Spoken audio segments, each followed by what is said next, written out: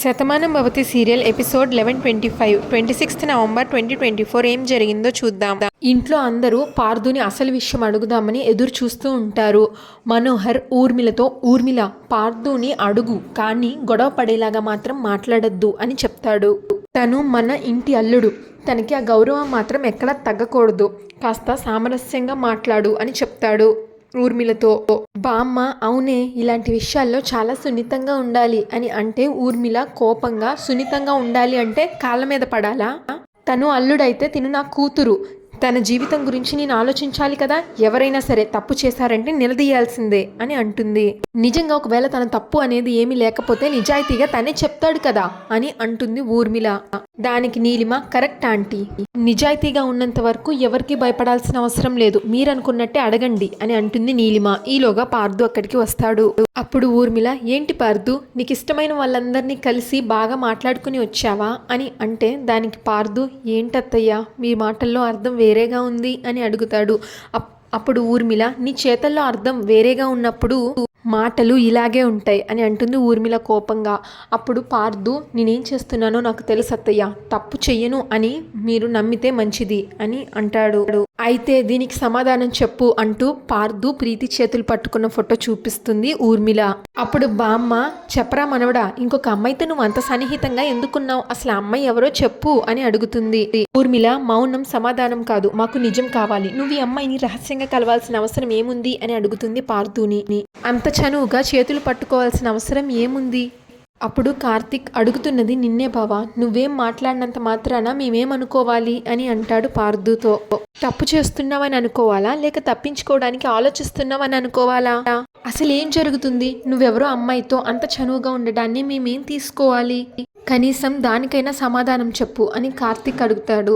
అప్పుడు మనోహర్, చూడు బాబు, నువ్వు ఏంటల్లుడివి, మా ఇంటి ఆడపిల్ల నీ జీవితంలో ఉంది, మీ ఇద్దరు బాగుండాలని ఇక్కడున్న అందరం కోరుకుంటాం, కానీ ఇలాంటి సంఘటనలు జరిగినప్పుడు ఎవరికైనా బాధ ఉంటుంది, దయచేసి ఏం జరిగిందో చెప్పు అని అడుగుతాడు మనోహర్. వాసు, మాట్లాడరా, ఇంతమంది ఇన్ని విధాలుగా అడుగుతుంటే సమాధానం చెప్పకుండా అలా నిలబడ్డావేంటి అని అంటాడు. నా రక్తం తప్పు చేయదు అని నాకు అర్థమవుతుంది, కానీ కనబడుతున్న సాక్ష్యానికి సమాధానం చెప్పాలి కదా.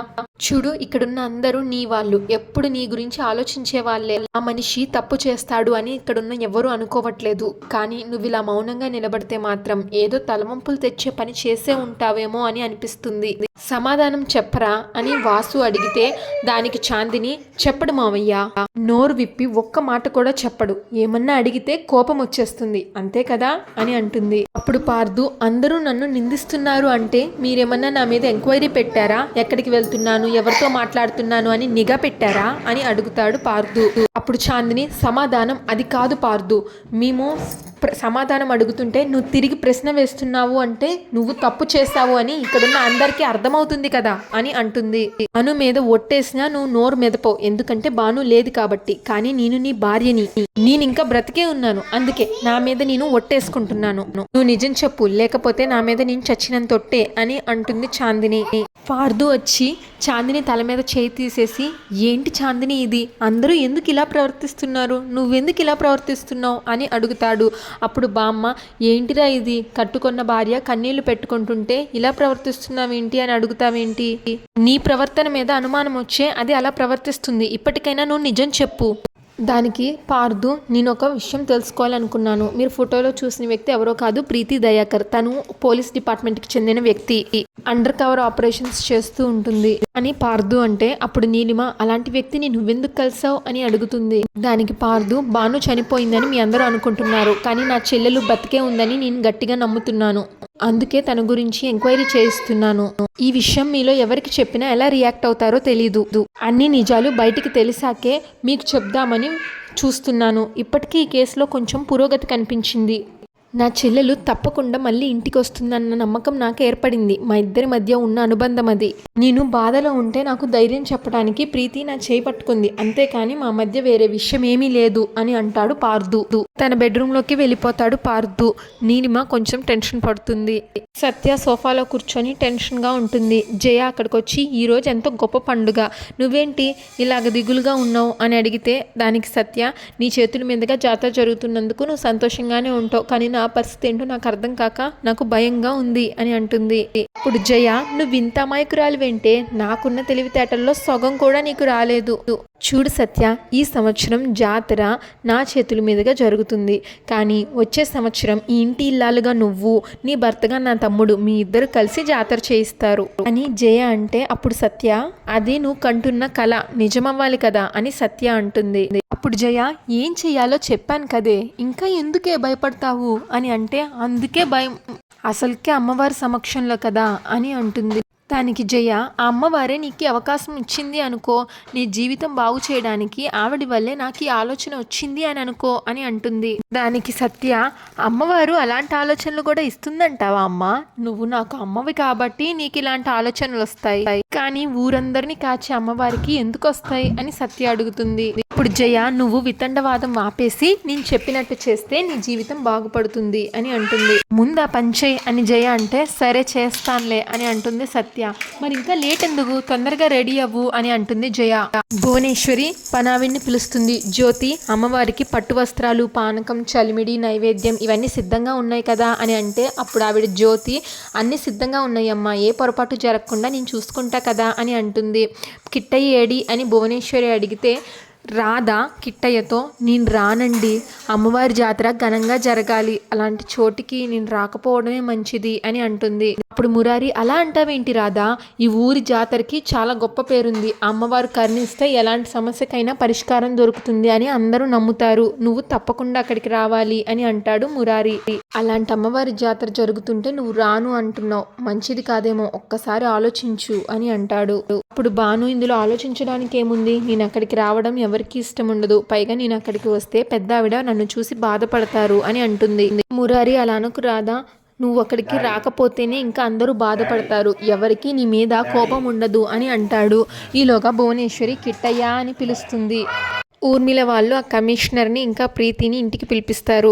ఊర్మిళ పోలీస్ని క్వశ్చన్ చేస్తుంది. ఏంటి కమిషనర్ గారు, ఇది భాను చనిపోయిందని మీ డిపార్ట్మెంట్ వాళ్ళే కన్ఫర్మ్ చేసి చెప్పారు, మళ్ళీ ఇలా ఎంక్వైరీ జరిపించడం ఏంటి అని అడుగుతుంది పోలీస్ని.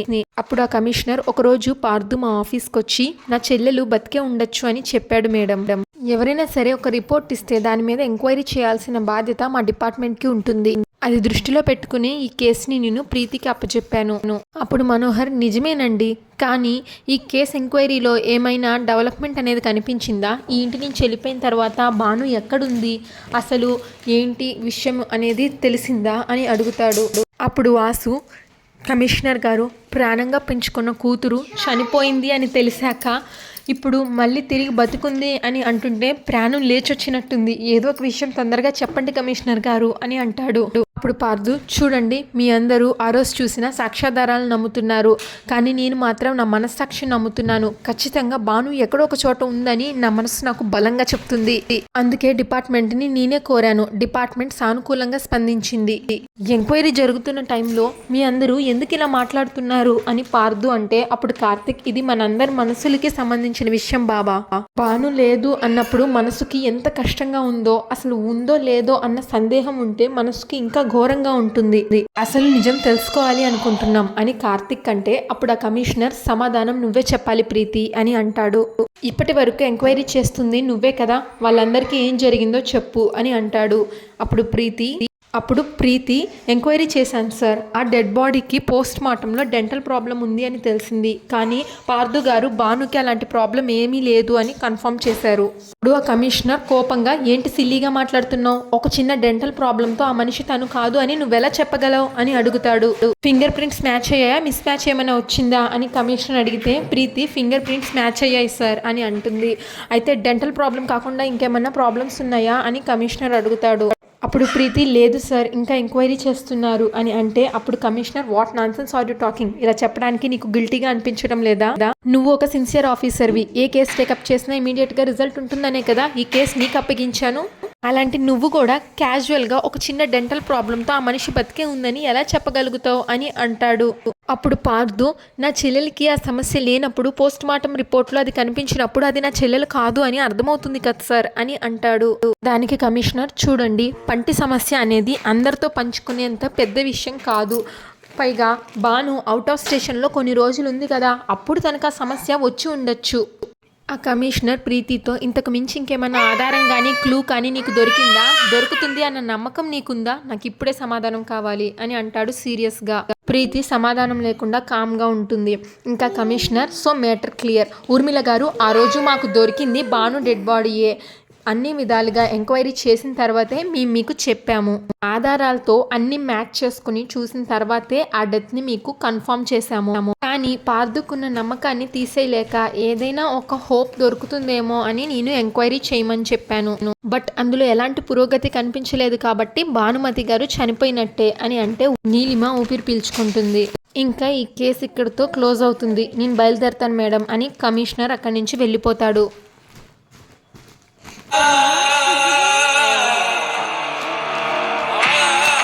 మన మనసులు మనకి ఎన్ని చెప్పినా మనసుని రాయి చేసుకోక తప్పదు. బామ్మ ఏడుస్తూ మన మనసు మనకి ఎన్ని చెప్పినా మనసుని రాయి చేసుకోవడం తప్పదు అని అంటుంది. మనకి అన్యాయం చేసి వెళ్ళిపోయింది, ఎప్పటికీ తిరిగి రాని లోకాలకి తరలిపోయింది అంటూ ఏడుస్తుంది బామ్మ. మన రాతలు ఇంతే అని బాధపడడం తప్ప ఇంకా చేయగలిగింది ఏమీ లేదు, ఇకనైనా ఈ విషయం గురించి ఇంట్లో గొడవలు పడకండి అంటూ ఏడుస్తుంది బామ్మ. భువనేశ్వరి వచ్చి జయ బయలుదేరదామా అని అంటుంది జాతరకి. అప్పుడు జయ, వెళ్దామమ్మా, అందరం వచ్చేసాం కదా, ఇంకా ఆలస్యం ఎందుకు అని అంటుంది. అప్పుడు సత్య, అమ్మ అందరూ వచ్చేసారంటావేంటి, ఆ రాధ కూడా గుడికి రావాలి కదా అని అంటే, వస్తుంది సత్య, తప్పకుండా వస్తుంది అని జయ అంటుంది. కిట్టయ్య తొందరగా రా, బయలుదేరదాం అని ఇంక అందరూ బయలుదేరతారు.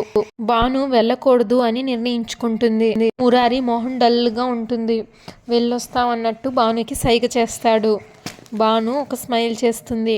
మురారి నువ్వు కూడా రా అన్నట్టు సైగ చేస్తే భాను వస్తుంది. అప్పుడు జయ, చూసావా మురారి పిలిచాడని ఎగరేసుకుంటూ వస్తుంది అని అన్నట్టు అంటే సత్య, అవును మావయ్య పిలిచాడని వస్తుంది, పాపం దానికి నిజం తెలియదు కదమ్మా, అట్నుంచి అట్టే వెళ్ళిపోతుందని అని అనుకుంటారు. ఇంకా డప్పు మేళాలతో జాతరకి బయలుదేరతారు భువనేశ్వరి కుటుంబం. అంతటితో ఎపిసోడ్ పూర్తయిపోతుంది. ఇంకా నెక్స్ట్ ఎపిసోడ్ ప్రోమోలో ఇంకా సత్య అమ్మవారు పూనినట్టుగా ఊగిపోతూ భాను వైపు చూపిస్తూ, ఎక్కడ జరిగిన అపచారం, తప్పు చేసిన వాళ్ళకి నా ఊర్లో ఉండే అర్హత లేదు అని భానుని చూపిస్తుంది.